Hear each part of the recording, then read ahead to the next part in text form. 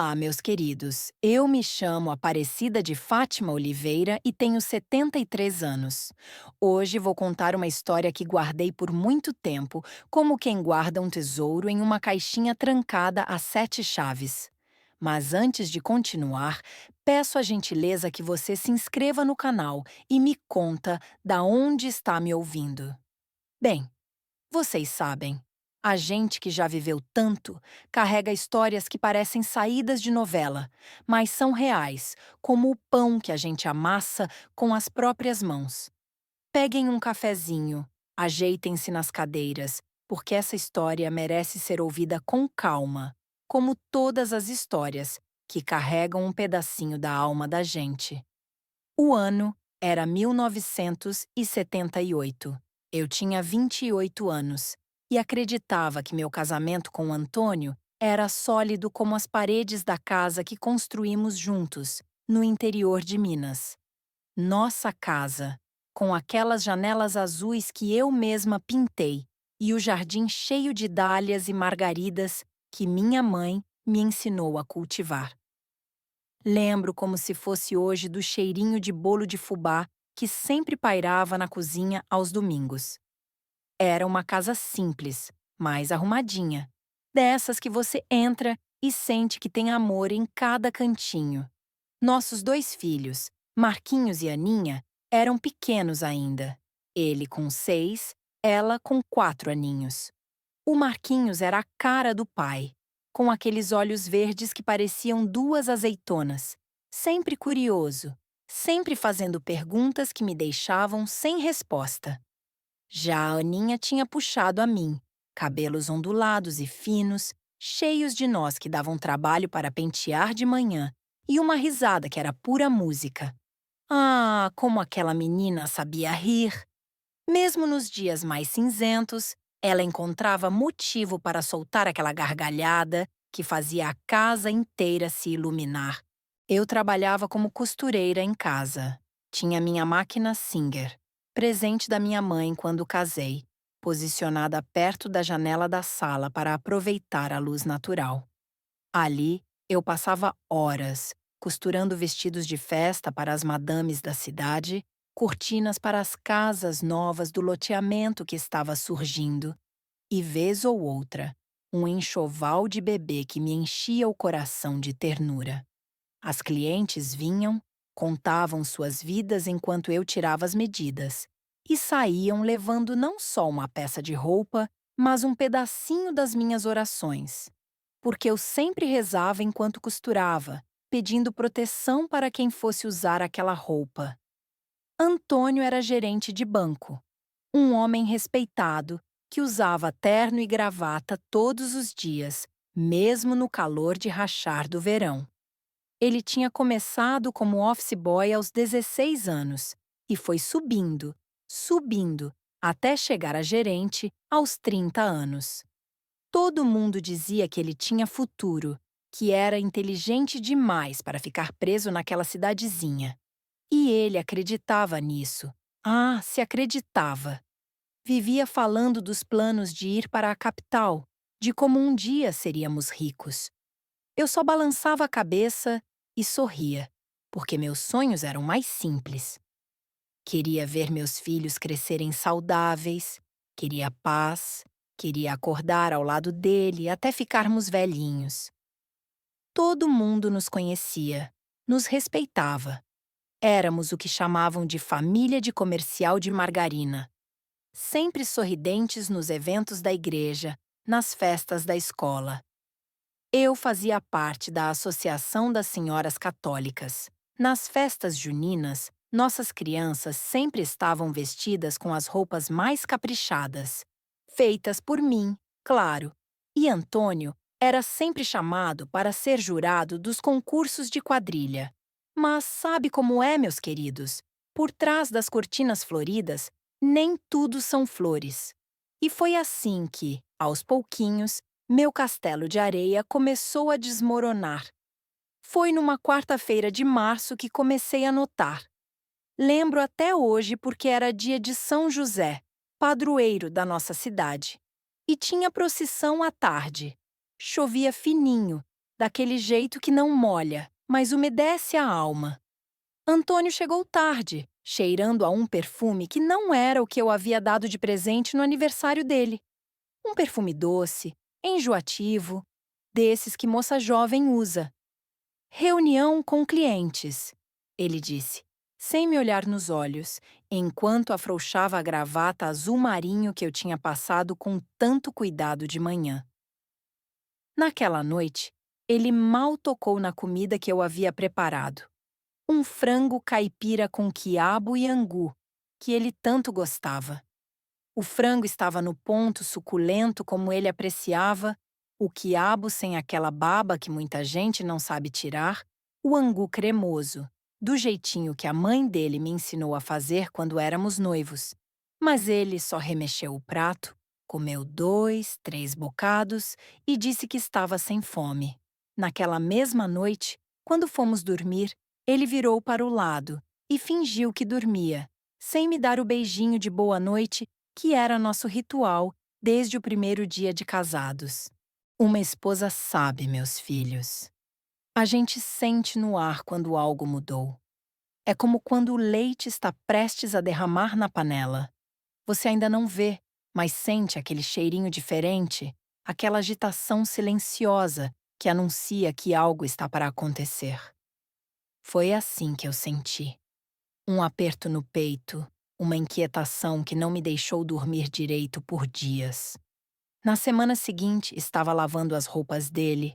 Sempre fiz questão de lavar suas camisas à mão, com aquele sabão de coco que deixava tudo cheiroso. Quando encontrei um papel no bolso da calça. Um papelzinho dobrado várias vezes como se quisesse se esconder. Um número de telefone com um nome. Lúcia. Assuntos pendentes. A letra não era dele. Era uma letra feminina, arredondada, com um coraçãozinho desenhado no lugar do ponto do i. Guardei aquele papelzinho como quem guarda uma prova de crime, dentro da minha Bíblia, entre as páginas do livro de Jó. Aquele que fala de provações. Mas não disse nada. Não ainda? Vocês devem estar pensando. Mas, vovó, por que não confrontou ele logo? Por que não jogou na cara dele? Ah, meus queridos, naquele tempo, uma mulher com 2 filhos pequenos, numa cidade onde todo mundo se conhecia, não podia simplesmente bater o pé e sair por aí fazendo escândalo. A gente pensava 10 vezes antes de cada passo. Além disso, eu tinha sido criada para ser uma boa esposa, para manter a família unida, para suportar as dificuldades com dignidade. Minha mãe sempre dizia: Filha, mulher que se preza, lava a roupa suja em casa, nunca na frente dos outros. E eu acreditava nisso. Decidi observar, costurar os retalhos daquela história aos poucos, como eu fazia com minhas colchas de retalhos. Um pedacinho aqui, outro ali, até formar o desenho completo. E foi o que fiz. Um mês se passou, e mais reuniões tardias no banco. Antônio começou a se arrumar mais. Comprou camisas novas, não as que eu costurava para ele, mas camisas caras, de loja. Passou a usar aquela loção de barba que só usava em ocasiões especiais. Cortou o cabelo num estilo mais moderno, começou a fazer a barba todos os dias, ele que antes só se barbeava nos fins de semana. E o pior, começou a criticar meu jeito de ser. Você só vive para as crianças e para essa casa, ele dizia, enquanto eu servia o café da manhã. Olha a Marlene, mulher do Dr. Paulo, sempre arrumada, com as unhas feitas, o cabelo pintado. Mas Antônio, a Marlene tem empregada. Tem uma moça que a ajuda com as crianças. Eu faço tudo sozinha aqui em casa, ainda costuro para fora. Eu respondia sentindo um nó na garganta. Precisa se cuidar mais, Cida. Está ficando desleixada. Ele continuava, olhando para meu vestido simples, feito por mim mesma, já um pouco desbotado de tanto lavar. Foi como uma facada no peito, sabem? Eu que acordava às 5 da manhã, preparava o café dele, arrumava as crianças para a escola, limpava a casa até o chão brilhar, cuidava do jardim para que as flores estivessem sempre bonitas. Costurava para fora para ajudar nas despesas. E ainda encontrava tempo para ser a esposa que ele merecia. Ou achava que merecia. Em maio, tive certeza. Era Dia das Mães. E Antônio disse que precisava ir ao banco resolver uns papéis urgentes. No domingo! Dia das Mães! Ele saiu logo depois do almoço. Um almoço que eu passei a manhã inteira preparando. E só voltou quando já estava escurecendo. Trouxe um ramalhete de flores murchas, daquelas que vendem na porta do cemitério, e nem um cartão. Quando perguntei sobre os tais papéis urgentes, ele gaguejou, disse algo sobre fiscalização e mudou de assunto. No dia seguinte, minha comadre Zulmira, que trabalhava na padaria perto do banco, veio me visitar. Trouxe um bolo de fubá, meu preferido, e uma expressão de quem carrega um peso enorme. Depois de muitos rodeios, de falar do tempo, das crianças, da novela das 8, ela finalmente desembuchou. Comadre, não sei se devo dizer isso, mas a amizade verdadeira é assim, né? A gente tem que falar a verdade, mesmo quando dói. Meu coração gelou. Eu sabia o que vinha a seguir. Tenho visto seu Antônio saindo quase todo dia para almoçar com uma moça que trabalha na loja de tecidos. Uma tal de Lúcia, que veio da capital. Toda metida à moderna, de cabelo curtinho e calça comprida. Zulmira segurou minha mão enquanto falava, seus olhos marejados de lágrimas. Ontem, Dia das Mães, os vi juntos no banco. Ela entrou pela porta dos fundos. Ficaram lá um tempão. Quando saíram, ele estava com o cabelo despenteado e a gravata torta. Naquela noite, depois que as crianças dormiram, chorei escondida no banheiro para que elas não ouvissem. Sentada no chão frio, com o chuveiro ligado para abafar o som dos soluços, deixei sair toda a dor que estava engasgada. Não era só a traição que doía. Era a humilhação. Numa cidade pequena como a nossa, logo todos saberiam. Já imaginava os cochichos na feira, os olhares de pena na missa de domingo, as fofocas no salão de beleza. Coitada da Aparecida, tão dedicada, e o marido atraindo com aquela mulher da loja de tecidos. Mas sabe o que mais me doeu? Foi quando, 2 dias depois, encontrei, debaixo do banco do carro dele, um presentinho embrulhado em papel de presente caro, com um laço dourado. Abri com mãos trêmulas. Era um perfume caríssimo, daqueles que a gente só via nas revistas. Junto, um cartãozinho escrito à mão. Para os momentos só nossos. Com amor, A. O A de Antônio, meu marido, dando um presente que eu sabia que não era para mim. Porque no nosso aniversário de casamento, 2 meses antes, ele tinha me dado um avental novo, dizendo que era prático e combinava comigo. Foi aí que algo mudou dentro de mim. Não sei explicar direito, mas foi como se uma chama pequenina que estava quase se apagando, de repente crescesse. Não era ódio, não. Era uma determinação. Uma certeza de que eu merecia mais do que aquilo. Que meus filhos mereciam mais do que um pai que mentia descaradamente e uma mãe que aceitava tudo de cabeça baixa. Lembrei da minha avó Isaura, que criou 6 filhos sozinha depois que meu avô morreu na roça, mordido por picada de cobra. Vó Isaura, com suas mãos calejadas de tanto trabalhar na enxada, suas histórias à luz de lamparina, sua força que vinha não sei de onde. Ela sempre dizia: mulher é como bambu, minha filha, pode vergar, mas não quebra. Naquela noite, olhando para o teto do quarto, enquanto Antônio roncava ao meu lado, ele nem sequer percebeu que eu havia chorado a tarde inteira. Decidi que não ia quebrar. Podia vergar, sim, com o peso daquela dor, mas não quebraria jamais. Comecei meu plano devagar, como quem borda um desenho complicado, ponto por ponto, com paciência e precisão. Primeiro, Abri uma caderneta de poupança só minha, escondida. Peguei um dinheirinho que tinha guardado numa lata de biscoitos. Economias de anos para emergências. E fui até a agência do Bradesco, do outro lado da cidade. Abri a conta em meu nome de solteira, para que Antônio não pudesse rastrear. A cada vestido que costurava, a cada cortina que fazia para as madames da cidade, guardava um pouquinho. Não era muito, mas era meu. Era o começo da minha independência. Depois, comecei a estudar. Pedi para a professora Margarida, que dava aula para meus filhos, me emprestar livros.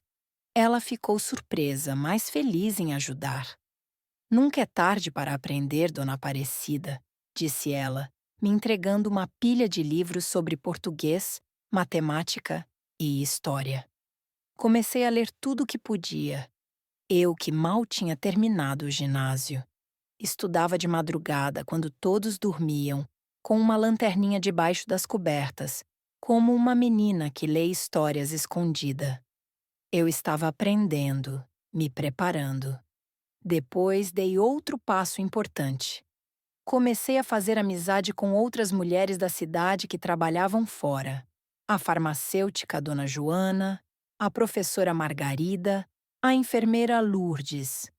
Mulheres que tinham sua própria renda, que não dependiam totalmente dos maridos. Elas me contavam sobre seus trabalhos, suas rotinas, como equilibravam casa e profissão.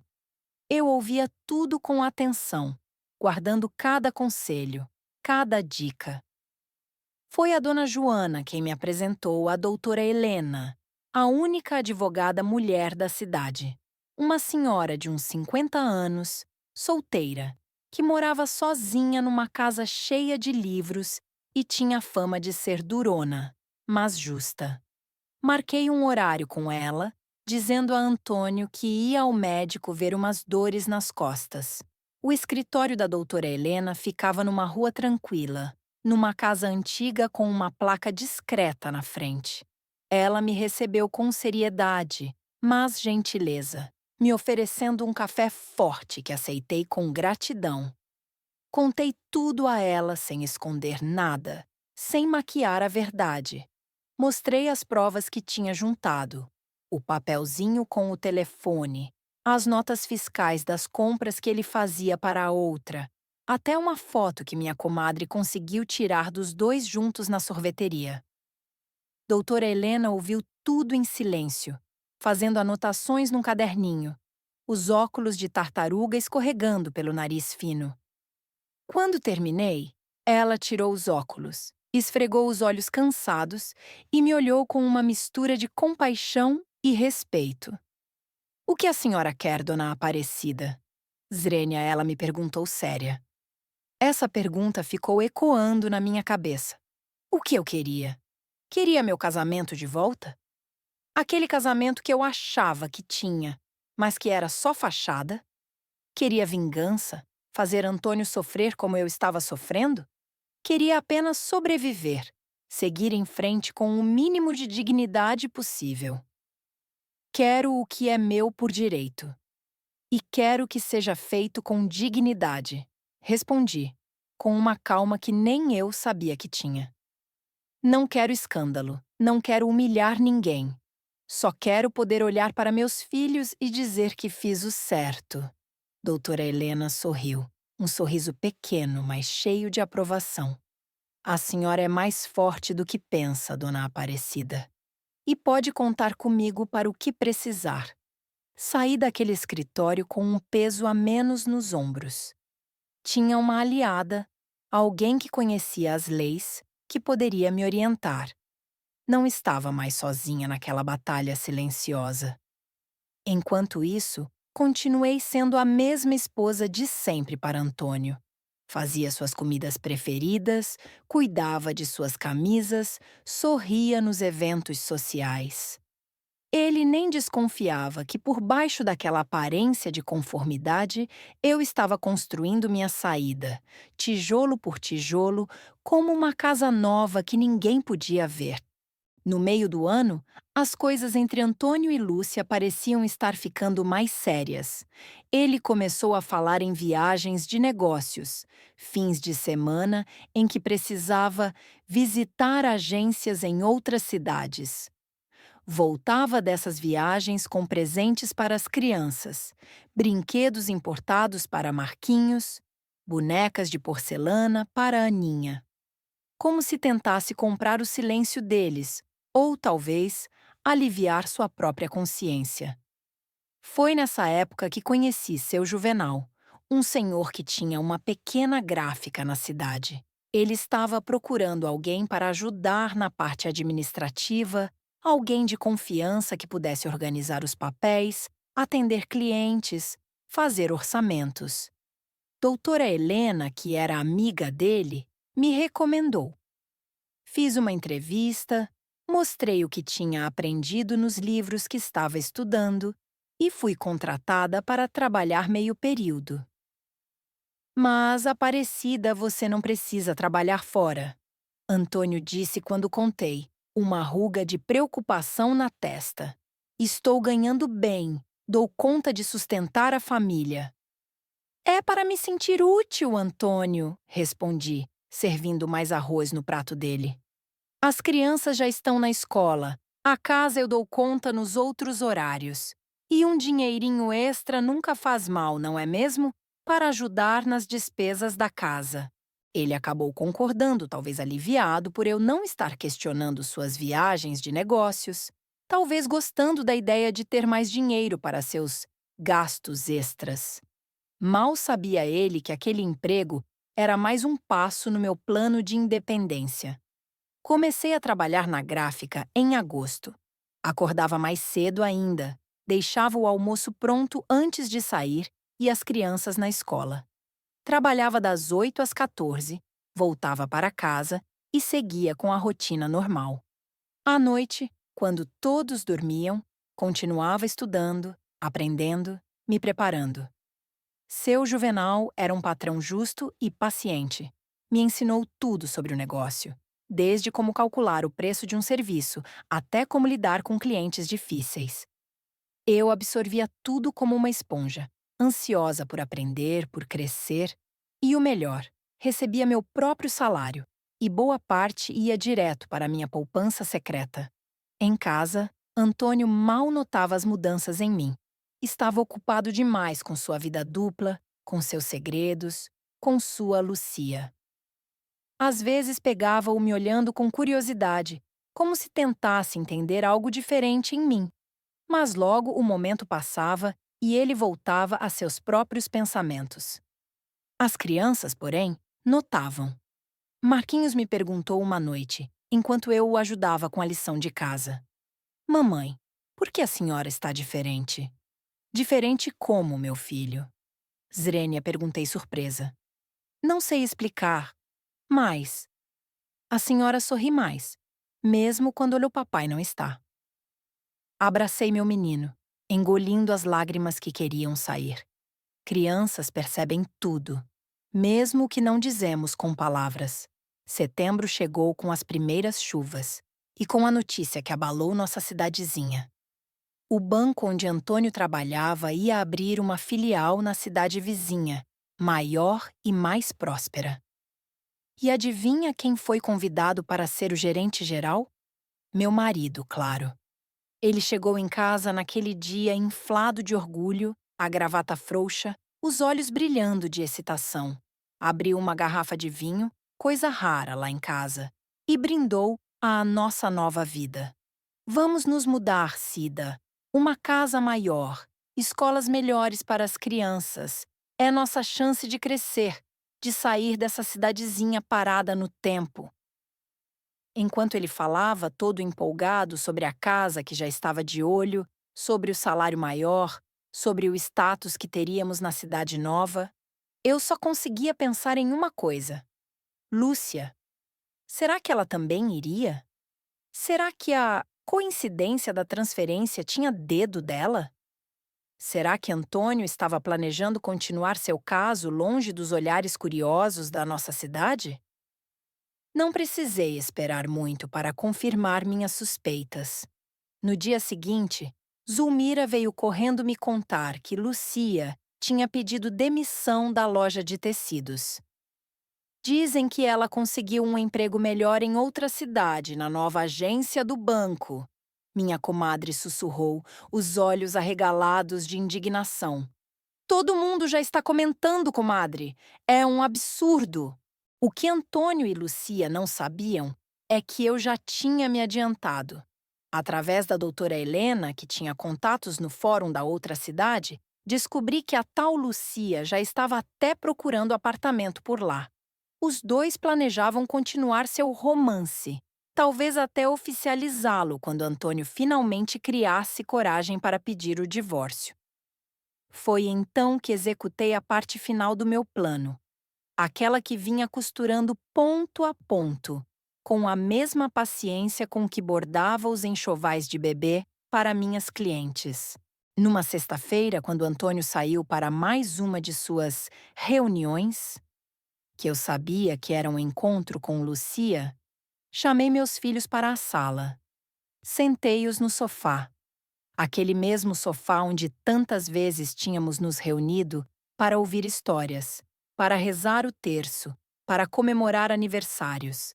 Marquinhos, Aninha, mamãe precisa conversar uma coisa séria com vocês.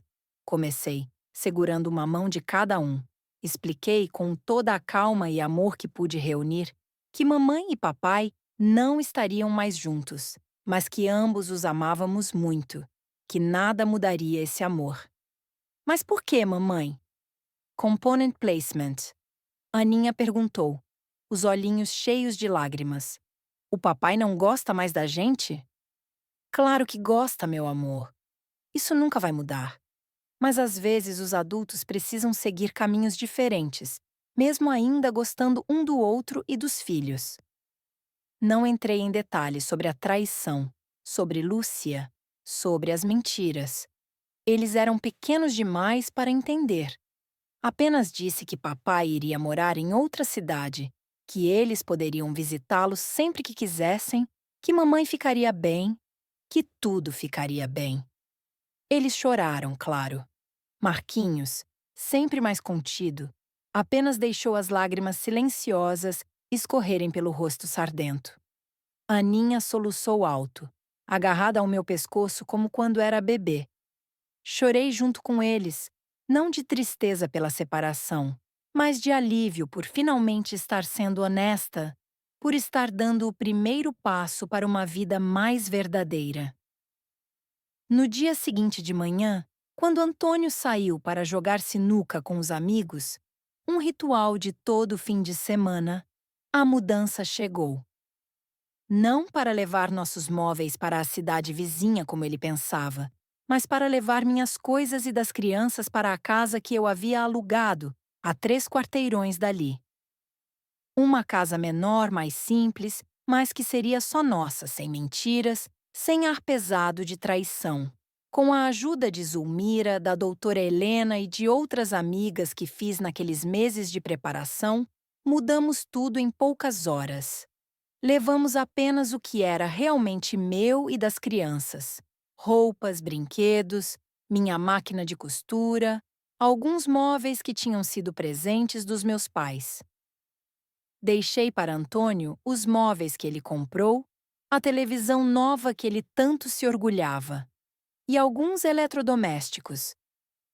Não queria nada que pudesse gerar mais conflito, mais dor.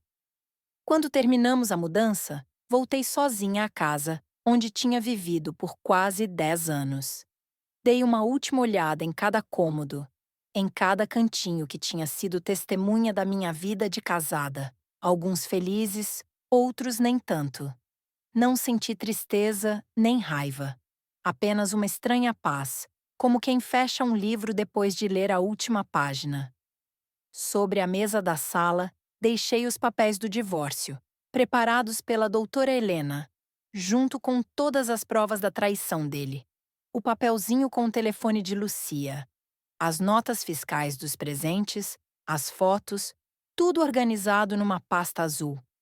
E uma carta minha, escrita à mão, em papel de carta, daqueles com florzinhas na borda que eu usava para ocasiões especiais. A carta começava assim: Antônio, quando você ler esta carta, eu e as crianças já teremos partido. Não para a cidade vizinha como você planejava, mas para uma nova vida, aqui mesmo, onde temos nossas raízes e nosso respeito. Não estou escrevendo para acusar ou para magoar, mas para explicar minha decisão e para que possamos seguir em frente com o mínimo de dor possível, especialmente para nossos filhos. A carta explicava que eu ficaria com a guarda das crianças, mas que ele poderia vê-las sempre que quisesse. Que eu não queria escândalo, só minha dignidade de volta. Que eu sabia sobre Lucia há meses e que, em vez de fazer um papelão na frente da cidade inteira, escolhi me preparar silenciosamente para seguir meu caminho. Terminava dizendo que desejava que ele fosse feliz, que encontrasse paz e que, apesar de tudo, eu seria eternamente grata pelos filhos maravilhosos que tivemos juntos e pelos momentos bons que compartilhamos. Assinei, dobrei a carta com cuidado e a coloquei sobre os papéis do divórcio. Saí pela porta da frente sem olhar para trás, fechando-a com a chave que logo não seria mais minha. Vocês podem imaginar o rebuliço que foi quando Antônio voltou e encontrou a casa semi-vazia e aquela carta. Ele veio correndo até a casa que aluguei. Alguém deve ter contado onde estávamos, batendo na porta, gritando meu nome, implorando para conversar. Os vizinhos todos nas janelas, claro, assistindo aquele homem tão respeitado se desmanchando em lágrimas na calçada, gritando como um menino que perdeu o brinquedo favorito. Mas eu não abri a porta. Mandei as crianças para o quintal dos fundos, onde não podiam ouvir os gritos do pai, e esperei que ele se cansasse. Zulmira estava comigo, me dando força, segurando minha mão enquanto eu tremia, não de medo, mas de nervoso por estar finalmente enfrentando aquela situação. Cida, pelo amor de Deus, abre essa porta, vamos conversar. Eu posso explicar tudo. Zrenia ele gritava e a voz embargada. Explicar o quê? Que estava me traindo há meses? Que planejava me levar para outra cidade onde sua amante já estava se instalando?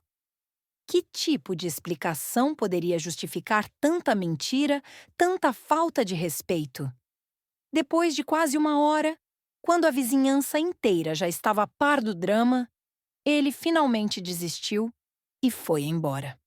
Naquela noite, não consegui dormir. Fiquei velando o sono agitado das crianças, pensando no turbilhão que tinha se tornado nossa vida, rezando para ter forças para seguir em frente. No dia seguinte, um domingo, ele voltou. Mais calmo, mais composto. Bateu na porta educadamente, sem gritos. Dessa vez, decidi abrir. As crianças estavam na casa de Zulmira, brincando com os filhos dela. Era hora de ter uma conversa. Antônio estava com os olhos vermelhos, a barba por fazer, o cabelo despenteado, ele que sempre foi tão vaidoso, tão preocupado com a aparência. Parecia ter envelhecido 10 anos em uma noite. Posso entrar? Component placement, ele perguntou. A voz baixa, quase um sussurro. Indiquei a cozinha, o único cômodo da casa que já estava totalmente arrumado. Sentamos à mesa pequena, de fórmica amarela, que tinha sido da minha avó. Ofereci café por puro hábito de hospitalidade, e ele aceitou, segurando a xícara com mãos trêmulas. Por que, Cida? Por que não conversou comigo antes de tomar uma decisão tão drástica? Zrenia ele começou, com olhos fixos na xícara de café. Conversar o quê, Antônio? Sobre suas mentiras, sobre Lucia, sobre como você planejava me levar para outra cidade para continuar seu caso mais confortavelmente? Ele levantou os olhos, surpreso com minha franqueza. Acho que esperava lágrimas, gritos, não aquela mulher calma e direta que eu tinha me tornado. Não é bem assim. Lúcia foi um erro, uma fraqueza. Eu ia terminar tudo antes da mudança, juro. Por favor, Antônio, não continue mentindo. Sei de tudo. Sei que ela já está procurando apartamento lá. Sei que vocês planejavam continuar juntos. Ele ficou em silêncio por um momento, como se ponderasse se valia a pena continuar negando. Finalmente, suspirou profundamente e disse: Eu ia te contar, Cida. Depois que estivéssemos instalados lá, ia pedir o divórcio de forma civilizada. Não queria te magoar, não queria escândalo. Não queria me magoar? Me levando para uma cidade onde sua amante já estaria esperando? Me fazendo de palhaça na frente de todos? Isso não é poupar meus sentimentos, Antônio. É covardia. Ele baixou a cabeça sem argumentos. Ficamos em silêncio por alguns minutos, apenas o tic-tac do relógio da parede e o canto dos passarinhos no quintal preenchendo o ar. Como você descobriu tudo? Como conseguiu alugar uma casa, arranjar um emprego, planejar tudo isso sem que eu desconfiasse? Component placement. Ele perguntou finalmente, uma mistura de admiração e confusão no olhar. Você estava ocupado demais com sua outra vida para notar a minha, Antônio. Respondi simplesmente. Enquanto você planejava seu futuro com Lúcia, eu planejava meu futuro sem você. Ele me olhou como se me visse pela primeira vez. Talvez estivesse realmente me vendo. A verdadeira Aparecida, não a sombra de esposa que ele achava que eu era. O que você quer agora? Dinheiro? A casa? Quero apenas o que é justo. A pensão para as crianças como está nos papéis que deixei. Não quero briga, não quero arrastar seu nome na lama. Por mais que você tenha me magoado, ainda é o pai dos meus filhos.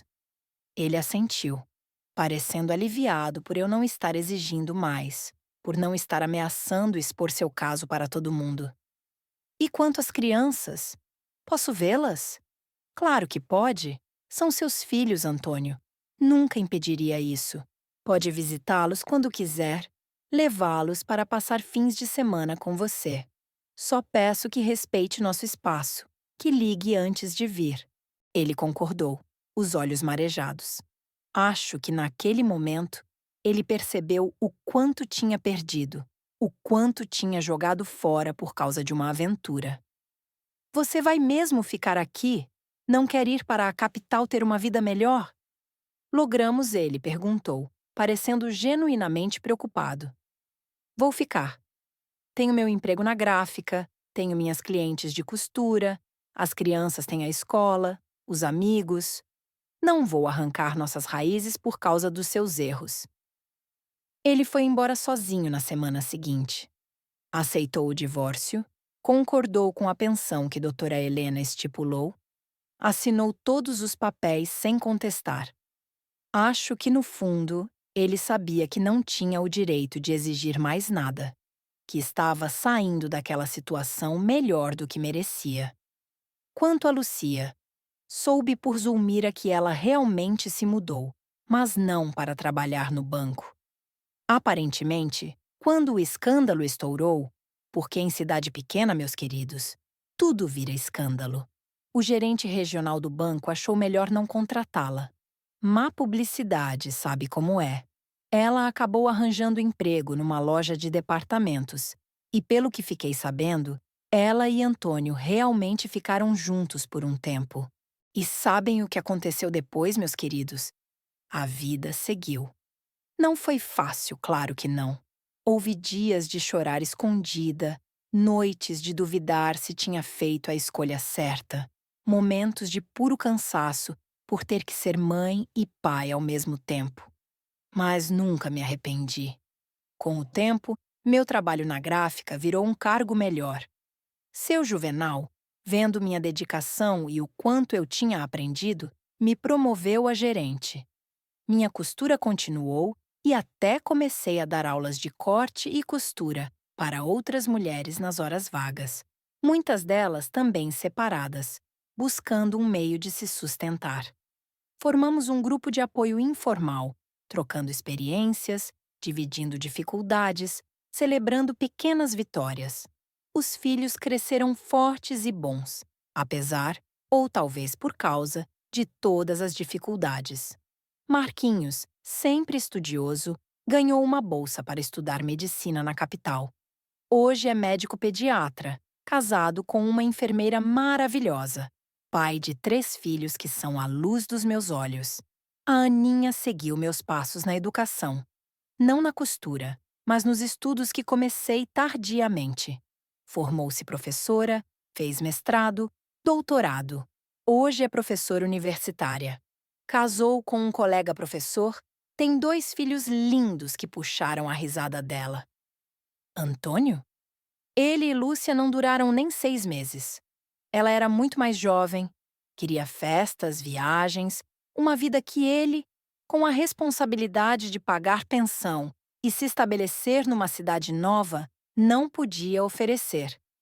Ele tentou voltar algumas vezes nos primeiros anos. Aparecia com presentes caros para as crianças, me olhava com aqueles olhos de cachorro abandonado, insinuava que poderíamos tentar de novo. Mas eu já tinha seguido em frente. Tinha descoberto uma Aparecida que nem eu mesma conhecia. Forte, independente, capaz de construir minha própria felicidade. Não havia mais espaço para voltar atrás. Com o tempo, nossa relação se tornou cordial. Ele vinha visitar os filhos regularmente, participou das formaturas, dos aniversários importantes.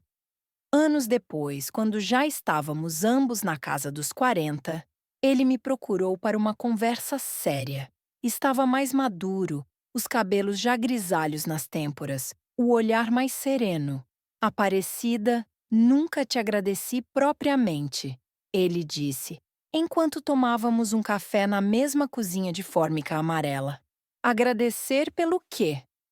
Zrenia, perguntei surpresa. Por ter sido tão digna, por não ter me exposto, me humilhado como eu merecia, por ter permitido que eu continuasse sendo pai, mesmo quando fui um péssimo marido, e principalmente por ter me dado a maior lição da minha vida. Que lição? Zrenia, perguntei genuinamente curiosa. A de que a verdadeira força não está em dominar os outros, mas em dominar a si mesmo. Você poderia ter gritado, feito escândalo, me arrastado na lama. Em vez disso, você se reconstruiu silenciosamente, com dignidade. Sua vingança silenciosa foi a maior lição que recebi na vida.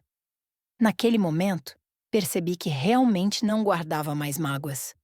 O tempo tinha curado as feridas, tinha transformado a dor em aprendizado, o ressentimento em sabedoria. E quanto a mim?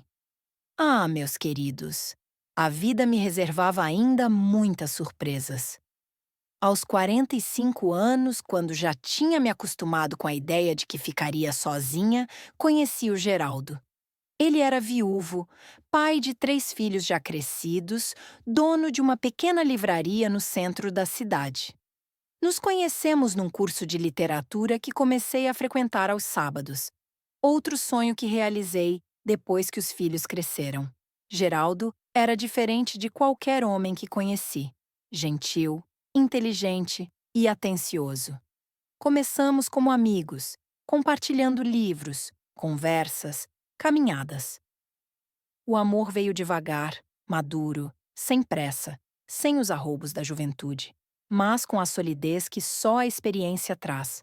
Nos casamos numa cerimônia simples, com nossas famílias reunidas. Marquinhos me levou ao altar. Aninha, grávida do primeiro filho, chorou durante toda a cerimônia. Até Antônio veio, com sua nova companheira, uma senhora viúva que ele conheceu na igreja. Todos celebrando não apenas um casamento, mas uma história de superação, de recomeço. Vivemos 23 anos de um amor tranquilo e verdadeiro, Geraldo e eu. Unimos nossas famílias, nossos negócios, nossos sonhos. Viajamos juntos, conhecemos o mar que eu nunca tinha visto, as montanhas que ele tanto amava.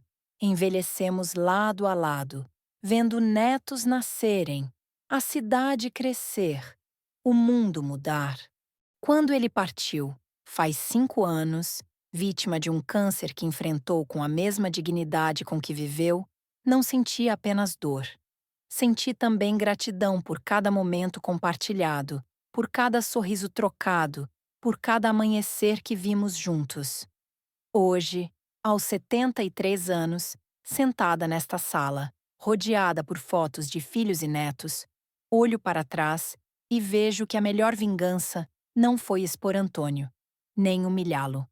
A melhor vingança foi redescobrir meu valor, construir minha independência e mostrar para meus filhos, especialmente para minha Aninha, que uma mulher nunca deve aceitar menos do que merece, porque no final das contas, a vida é como uma colcha de retalhos. Cada pedacinho, mesmo os mais escuros e difíceis, tem seu lugar no desenho final. Os retalhos da dor, da traição, das lágrimas derramadas no banheiro com o chuveiro ligado. Os retalhos da coragem, das noites estudando escondida, das economias guardadas numa conta secreta. Os retalhos do novo emprego, da casa alugada, do primeiro Natal só com as crianças. Os retalhos do recomeço, do novo amor, da família ampliada, das viagens sonhadas. Os retalhos da realização, dos filhos formados, dos netos nos braços, do dever cumprido. E hoje, olhando para minha colcha, posso dizer que ficou linda, apesar de todos os retalhos que precisei costurar ao longo do caminho. Vocês sabem, meus queridos, muita gente me pergunta se eu perdoei Antônio. É uma pergunta difícil. Acho que perdoar não significa esquecer, nem fingir que a dor não existiu. Perdoar é reconhecer que aquela dor não tem mais poder sobre você, que você não deixará que ela defina quem você é ou como vive sua vida. Nesse sentido, sim, perdoei. Não por ele, mas por mim. Porque carregar mágoas é como carregar pedras nos bolsos. Só nos puxa para baixo, nos impede de flutuar, de seguir em frente. Antônio faleceu há 2 anos de um ataque cardíaco repentino. Fui ao velório, levei flores, chorei junto com meus filhos pela perda do pai deles. Não chorei pelo marido que me traiu, mas pelo homem que, apesar de seus erros, ajudou a trazer ao mundo as 2 maiores bênçãos da minha vida. E essa, meus queridos, foi a minha vingança perfeita. Não uma que destruísse Antônio, mas uma que me reconstruísse. Não uma vingança de fogo e fúria, mas uma vingança de água, silenciosa, persistente, capaz de abrir caminhos mesmo nas rochas mais duras.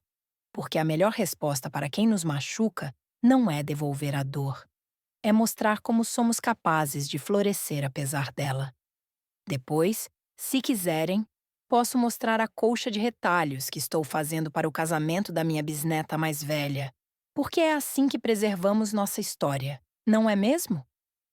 Costurando os retalhos do passado em algo novo, algo que aquece, que protege, que abraça as gerações que virão depois de nós. E se tem uma coisa que aprendi em todos esses anos, meus queridos, é que a vida raramente segue o caminho que planejamos. Ela dá voltas, faz curvas, nos leva por atalhos inesperados de dor. Mas se mantivermos nossa dignidade, nossa força interior, chegaremos a lugares mais bonitos do que jamais poderíamos imaginar. Porque, no fim das contas, a verdadeira vingança contra quem nos fez mal não é fazê-lo sofrer. É sermos felizes. E isso, meus queridos, isso eu consegui. Com a graça de Deus, com a força que nem sabia que tinha e com o amor de todos que caminharam ao meu lado nessa jornada. E se minha história servir de inspiração para alguém que esteja passando por algo parecido, se ajudar uma única pessoa a encontrar sua própria força, então terá valido a pena compartilhá-la com vocês hoje.